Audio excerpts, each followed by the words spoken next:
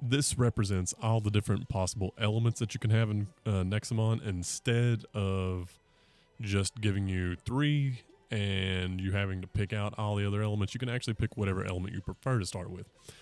Unlike a lot of other games where you get to actually pick out a starter, it's not a lifelong commitment in this one. As a matter of fact, within the first 2 or 3 hours of gameplay, if you really want to push, you can potentially have picked up copies of every single starter. So you're not stuck with the one starter that you go with, but you can actually end up putting together a whole team of starters, which is what I've done. I've actually went around and I just kind of made it a point to capture every single starter in the areas I went to, and I've been primarily using them. So what about the quality of the creatures in general? All right, if I want to create an arbitrary scale here, that scale would be from Pokemon to Digimon. Now, why put those two on an opposite scale? If you're familiar with both of them, it's probably super obvious to you right off the bat.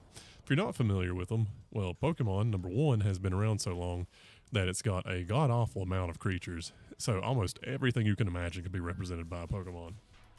But for the most part, they look relatively normal. They look like creatures. They can be weird creatures, but they just kind of look like animals or permutations of that with a few minor alterations.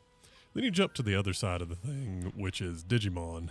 And Digimon has everything from relatively normal looking creatures to humanoid thirst traps and creatures that are basically just guns given life.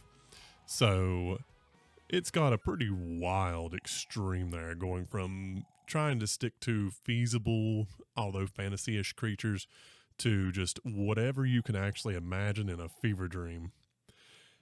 So where does Nexomon sit on this sort of scale?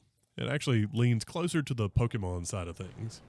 To give you an example of where I think the middle would be, I think Pal World's actually kind of firmly in the middle between those two. Has mostly relatively normal looking creatures, but then it does have the odd gun thrown into the mix and a couple weirdly suggestive pals here and there. So it's sort of my center point of this weird creature collector equivalent to the political compass.